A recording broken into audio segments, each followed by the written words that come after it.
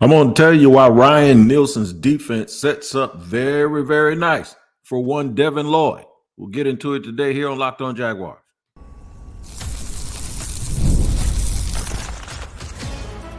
You are Locked On Jaguars, your daily Jacksonville Jaguars podcast. Part of the Locked On Podcast Network, your team every day. That's right. It is your team every day, and we thank you for making us your first listen here on Locked On Jaguars. I'm Tony Wiggins, the host of the Locked On Jaguars podcast, and you can go right over to YouTube and guess what? Hit the like button and subscribe to our podcast. Make sure you don't miss an episode. You can get notified. Hit the bell so you get notifications each and every time we drop an episode. And then wherever you listen to your audio podcast, if you're driving in the car or at work with your AirPods in, sneaking, make sure you go to that location every single day so you do not miss an episode. Today's episode is brought to you by Monopoly Go. I admit I have a competitive side and it's a big fan of Monopoly Go, the mobile hit twist on classic Monopoly. So join your friends and download Monopoly Go now, free on the App Store or Google Play. And shout out to the everydayers. I got my man. He's a Marine, man. He hit me up yesterday. So shout out to him. I think his name was Colin. I have to look it up, but I believe that's Colin. I don't think you can say Semper Fi unless you're a Marine, but thank you for your service, homie. We appreciate you. And somebody told me, I ain't gonna tell you who told me this, but they're listening. They're listening. Somebody told me, somebody who was in the Marine, I said, oh, you in the military? He said, no, you were in the military. I was in the Marine Corps. He says, you were in the military. I was in the Marine Corps. I said, all right, corrected. He corrected me twice too. All right. So that's how the Marines are when it comes to that stuff. I just always bring up the facilities and our dining hall. That's all right. We got the best dining hall and the best facilities in the world. They're out in the middle of nowhere most of the time, but that's okay. All right, here, I'm going to tell you what we got today. Things that are likely things that you need to watch for. Like Cephas, the wide receiver. Is he going to make the team? Is it an easy path? We'll talk about that in segment 3.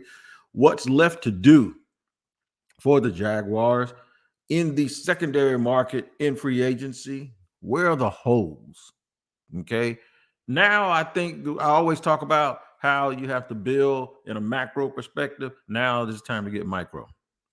Now the macro part is done. Now you can go and now you can start cherry picking for the second half of free agency. Now this is where you go get the 1-year veteran pass rusher. Now this is where you go get that guard that has guard, tackle, center, swing experience. So we'll talk about what's left to do. But first and foremost, up top, Devin Lloyd. I'm going to give you what I promised you, and that is I'm going to talk about a big opportunity. You know, I pondered this. During this cycle and during this time, we talked so much about the new people and the new faces, right? And then we bring up stuff about development. And when we talk about development, normally we're talking about the Yashir Abdullahs, right? The dudes that, you know, are in their second year that we want to see them step up after they've been in the program for a year. Cam Parker Washington, and he'll have a lot to do with what we talk about in segment 3. Cam Parker Washington do enough to separate himself from those young guns that's coming behind him. So those are the type of things. Tank Bigsby, what is he going to do a year later? Brenton Strange, can he ever develop to the point where folks forget that they didn't take Osiris Torrance or somebody else and stuff like that, right? Sometimes we forget about the first round picks. I don't think we got to worry about Trayvon. They were talking about Trayvon Walker last year, but I think everybody see you don't have to do that no more. You ain't have to worry about him before. But I tried to tell people that. But now he is going to be, and you know, we're going to do something special about him as we get closer to the season. He's going to have a monster season. Devin Lloyd has a shot here, man. Devin Lloyd has a shot for people to really, really, really start appreciating what he can do. And I'll tell you why. For a while, he reminded me a lot of Miles Jack, and not him personally, not necessarily the style of play, but he reminded me of Miles Jack because, and this I said this on podcast a while back when they picked him. I said there were a couple of guys that I remember when they got drafted, where folks talked about their versatility. Well, there's like 3 or 4 of them, right? Isaiah Simmons, the kid that's up in Baltimore right now, the safety out of Notre Dame that's terrorizing the league right now, number 14. I can look his name up because I covered the Jaguars, but Kyle, what's his face? Yeah. So Ross gonna kill me about that too. But we're just being, this is what we do. Kyle Hamilton, that's his name. I didn't even have to type it up. Kyle Hamilton, that's his name.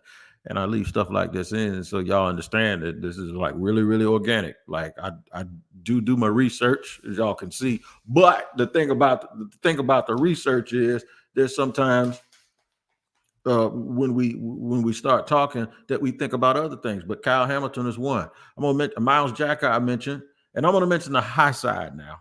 This is the example when I used to talk about Devin Lloyd when they first picked him. I said all of the draft experts talked about his versatility, talked about here we go, the Swiss Army knife stuff again, right? And they said that about Zaven Collins too. And that's sometimes what's scary.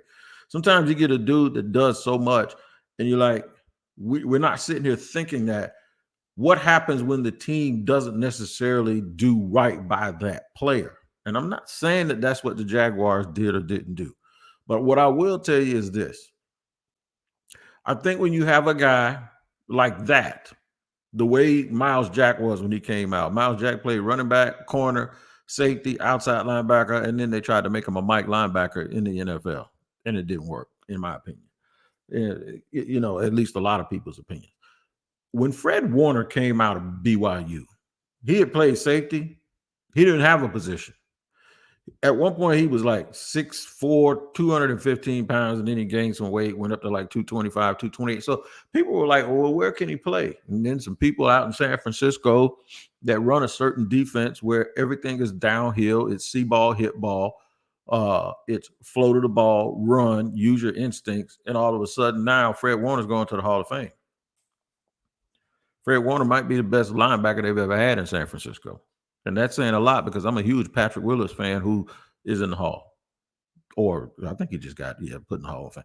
But listen, this is the thing that I'm trying to tell you. There were so many folks when they talked about Devin Lloyd, you heard high side, that, and then you heard low side. So the difference might be, other than the fact that Fred Warner's a great player, the difference might be the scheme that you put him in and what you ask him to do.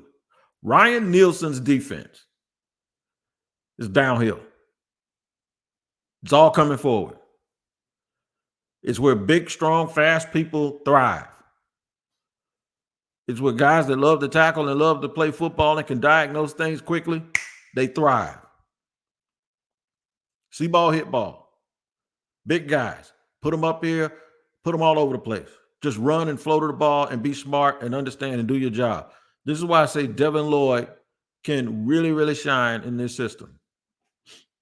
We love to focus on the guys up front. And that's good because the guys up front are going to help these dudes. If you keep people off of them, and then you can cover the slot. They've improved now with the nickel defense with Darnell Savage, Antonio Johnson from last year, and, by the way, Jarian Jones. They have a vet outside that can really, really play in Ronald Darby. They got a heat-seeking missile at free safety in Andre Cisco. And now that size that Tyson Campbell has, it's a lot for Chris Richard to work with for them to be able to get him up to speed with what they need to do. I just think everything matches up. And I was just sitting there thinking Foyle O'Connor is as solid as they come. He understands the business. They've gotten bigger up front. Where can they get this extra help? And I'm just thinking, like, I didn't really understand and I didn't really pay attention to the fact that Devin Lloyd now has a clearly defined thing, not like Miles Jack, where they kept saying, okay, well, we're going to try you at Sam. Now we're going to try you at Mike. Now we're going to try you at Will. Now we're going to take that microphone out of your head. You got to have a plan for people. And Devin Lloyd is now going into his second scheme after being injured as a rookie with a hamstring, played better last year, but now the improved play, better health, probably knowing how to take care of himself a little bit better, combined with the fact that Ryan Nielsen's defense sounds as if, and we have not seen it here in Jacksonville, and the thing that I like that Nielsen said was they're going to build the defense around the strengths of the players. And the first thing I thought was Trayvon Walker. The next person I thought about was Devin Lloyd. This is going to show whether Devin Lloyd can get it done or whether he can't. Tell you what, we're going to get done. We're going to talk about what's next for the Jaguars to do. What is left for them to do? One of the things that most people keep discussing and talking about is a veteran edge rusher. Take a look at that and talk about it in just a second here on Locked On Jaguars. First, I got to let you know about today's sponsor, which is Monopoly Go. It is a spin-off of the classic Monopoly game, and you are going to absolutely love it. You start doing cookouts, and you get a belly full of baked beans and all of that stuff. Well, at the end of that, there's time for family to sit around and now show off the competitive side. And you can do it with Monopoly Go because you can team up with friends for time tournaments where you work together to build up each other's boards. The more you win together, the more awesome prizes you unlock. And there's so much more to get. Monopoly Go feels new and exciting every day with constantly changing tournaments and challenges, a ton, including their own unique mini games like digging for treasure or a robot pachinko machine. And there's always new timed events to help you win big, like massive multipliers for everything you win or rent. Frenzies. All right, there's always something fun to discover on Monopoly Go, so get off the bench and go download it now for free on the Google Play or the App Store. Game on. It's Monopoly Go.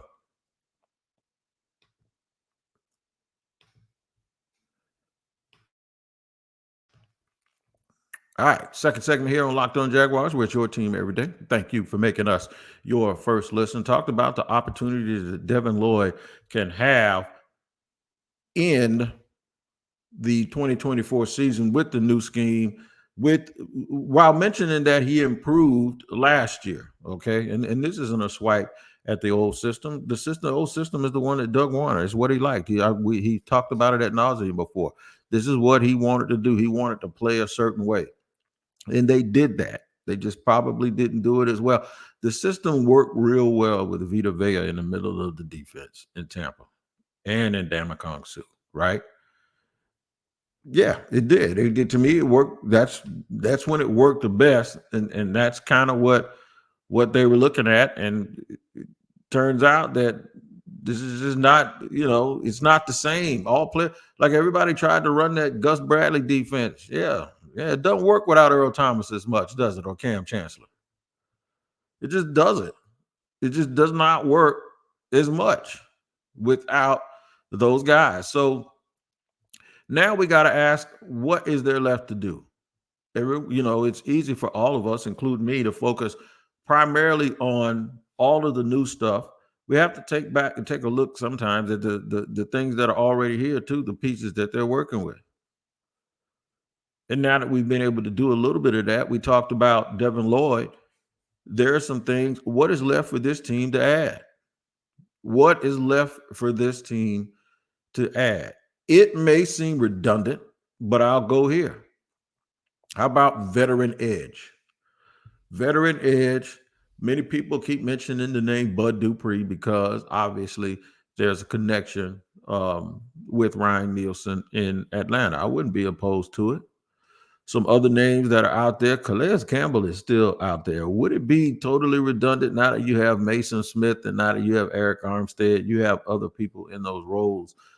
Probably be a little bit of overkill to bring in Calais at this point. And now Josh Allen has taken on the role of the leader of that defense, the vocal leader of the defense. At some point, we can't keep moving in the past. We can't keep bringing people back. We gotta, the dude that you just paid $100 and some odd million or 70 some odd million guaranteed, that's your new leader on the defense. He's the new Calais Campbell, and he's going to probably play that role and do that role with Eric Armstead. Armstead is about the same age Calais was when he came here, so just think about that.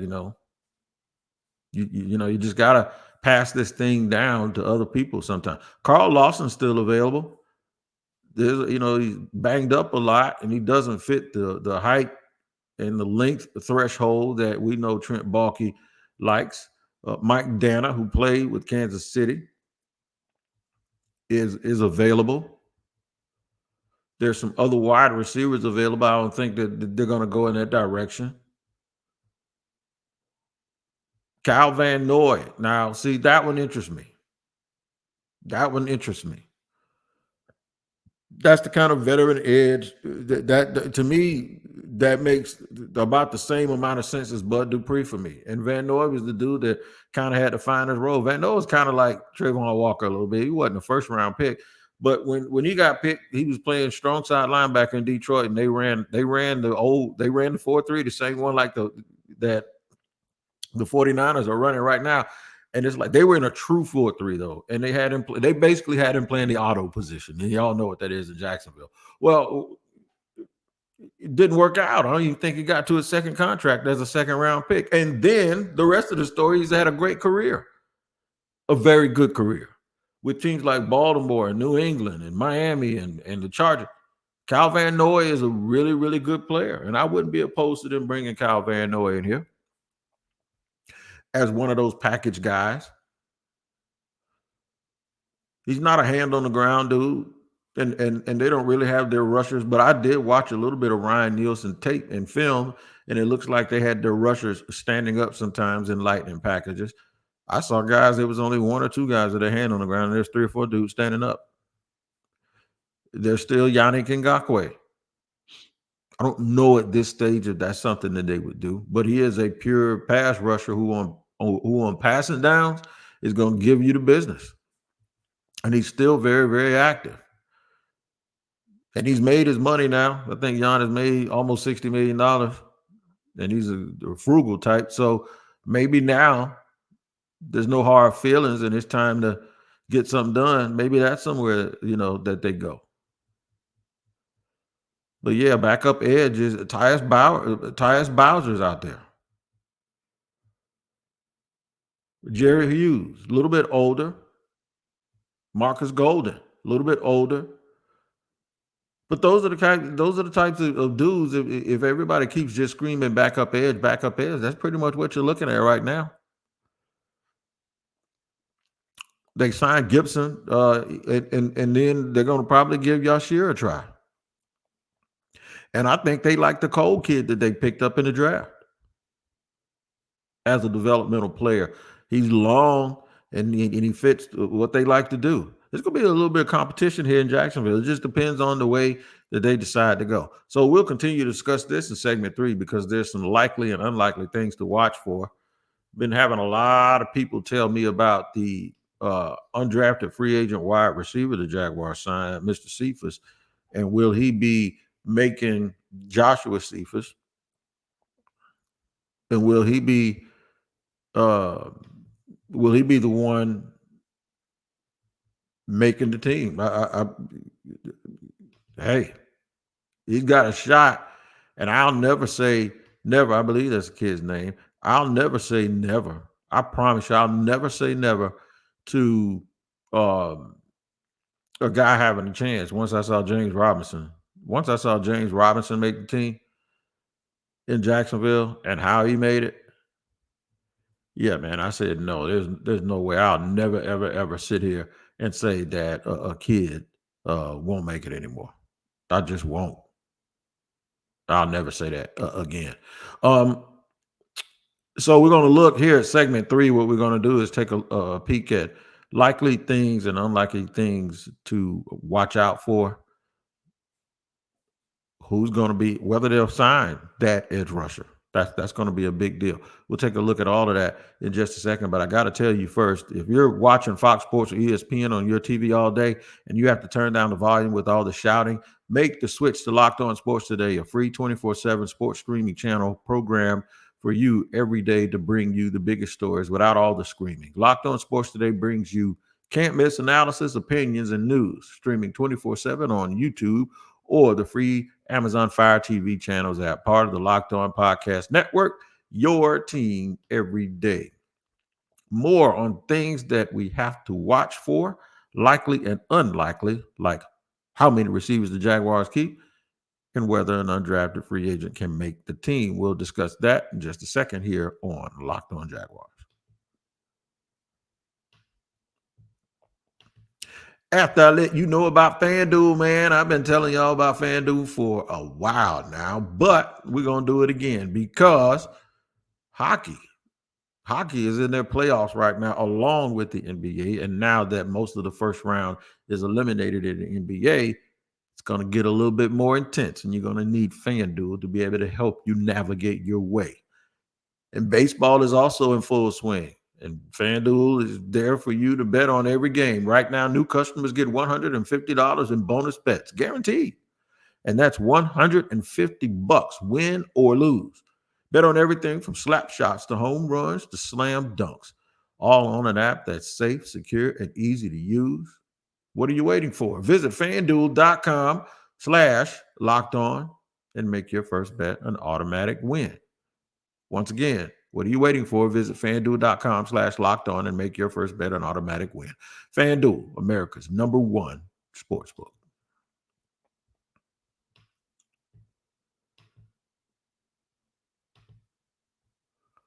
Third and final segment here of Locked On Jaguars. We have discussed a lot on today's show. We've discussed Devin Lloyd and the prospect that he can have a huge season based on the change, based on a couple of things, based on the changes that he's made in his game, the improvements that he has shown over last season, and more importantly, this new switch, the new defense that is going to be run. I just think they're going to have a real good chance to really get something done. Also, I got to mention this: the Jacksonville Jaguars exercise. I put it out yesterday once I got the email. They exercised their 5th-year option on Trevor Lawrence and Travis Etienne. No surprise. I still got folks asking me, do you think they're going to extend Etienne? They don't have to do anything now. They got him for 2 more years. They don't have to think about that. There's a lot of things that could happen.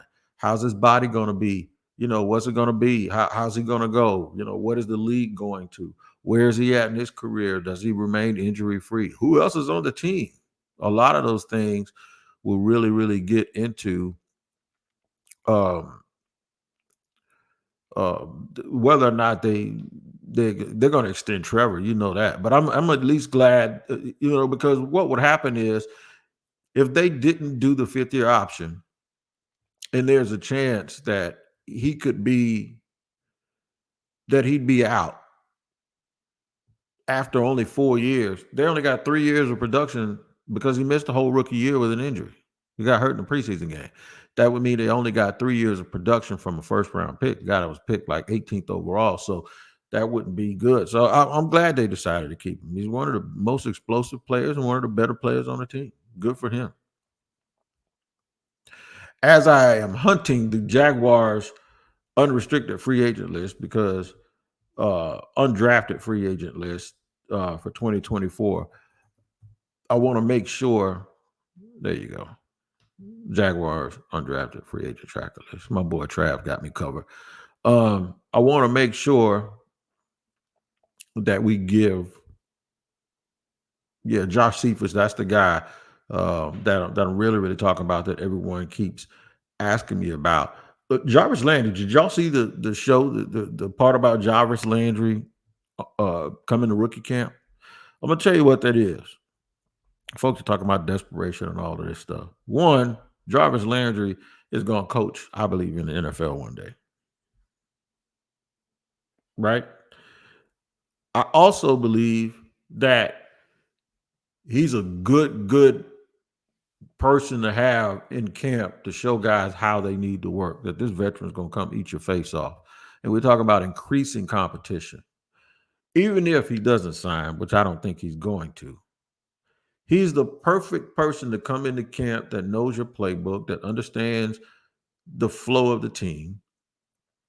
And if you have a situation where your veteran slot goes down again in Christian Kirk, and you don't want to, and you feel like you can make a run this year with BTJ and Gabe Davis, and let's just say at some point you decided you're going to move on from Zay Jones, or whether Zay is here or not.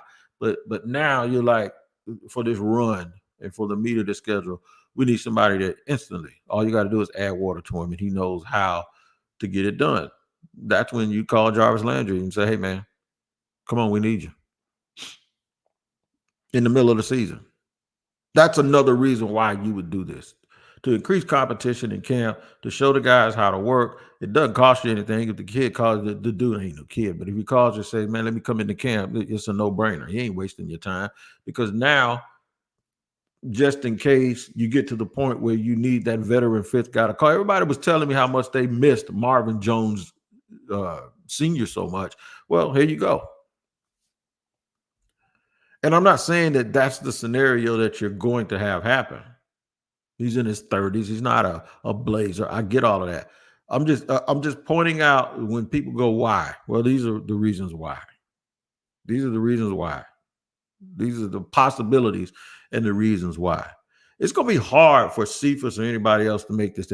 I'm thinking if you're Josh Cephas, and I don't know how you guys can rationalize this with me, but I'm thinking if you're Josh Cephas, to make this team, you don't have to beat out Parker Washington. I think you got to beat out Zay Jones.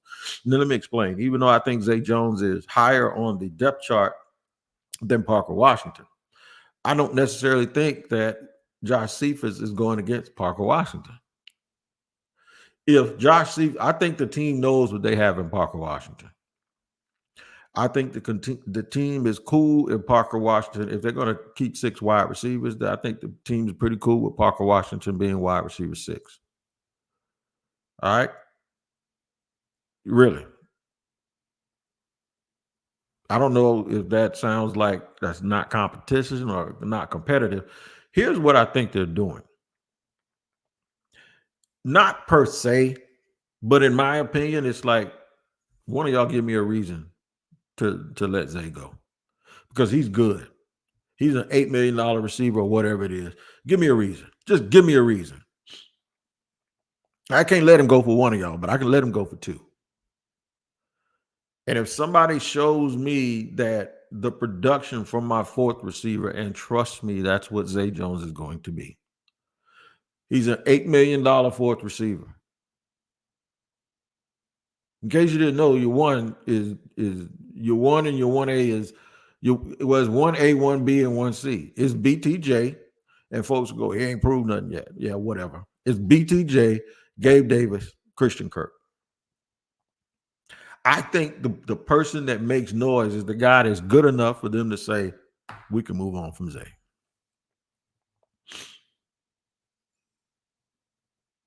And Parker Washington is the dude that's already here. He's been in the system for a year. That could work to his advantage or to his disadvantage, but still. So my point is Devin Duvernay is on the team too. So you ain't beating him out. See, so he's under Zay Jones on the depth chart. And see, that's the stuff I'm talking about. But whoever, you're not beating him out. That's the point that I'm making. Parker Washington, Devin Duvernay. So Duvernay is probably your 4, your 5, or your 5 or your 6. It's Parker Washington and Duvernay, but Duvernay ain't going nowhere. So that's what I'm saying. If you're going to beat out somebody, if you're going to make this team, you got to beat out number 4. You can't beat out number 5 or number 6. Maybe Parker Washington falls in there, but Devin Duvernay is definitely on the team. So that's what I'm trying to say. Sometimes it's not the low guy you got to beat, or the lowest guy, the low-hanging fruit. And this is all about salary, and it's all about the future as well. Give us a reason to not keep a dude as our wide receiver 4 that's making $8 million. That's what I want you to do. Because if you're not good enough that I can run him out, and he's a hell of an insurance policy to have, because we do suffer injuries through the year. And we do have a number 1 that's on a rookie deal, and a number 4 and a number 5 that ain't making that much money, or 5 and a 6 that ain't making that much money, and a running back and a quarterback that's still on a rookie deal. This is where you can get away with stuff like that right now. So those are things, likely and unlikely things to watch for. It's unlikely that a wide receiver, unless you beat out Zay Jones, is gonna be able to make this team because they got other guys already in place. But it is likely that they decided they need to go out and maybe get a veteran edge rusher, and you heard some of the names there too. So those are some things to watch for depth-wise. We're going to continue to move through the offseason, listening and watching for every single thing. The next thing I'm looking out for is a Trevor Lawrence contract extension. So we'll see if we can get anything about that, or we just sit here and wait and be patient. There's no rush on that either. But I tell you what, we ain't gonna do. We ain't gonna rush the days. We're gonna enjoy every single day here on Locked On Jaguars. And one of the things that I want all of y'all to do is make sure you check out our first ever national 24/7 streaming channel on YouTube. And now it's also available on Amazon Fire TV and the free Fire TV channels app. Locked On Sports Today is here for you 24/7, covering the top sports stories of the day with the local experts of Locked On, plus our national shows covering every league. Find Locked On Sports Today now available on the free Fire TV channels app. We may be walking away, but we ain't leaving. We'll see you here the next time on Locked On Jaguars. Make sure you tap in every single day, because it's your team every day.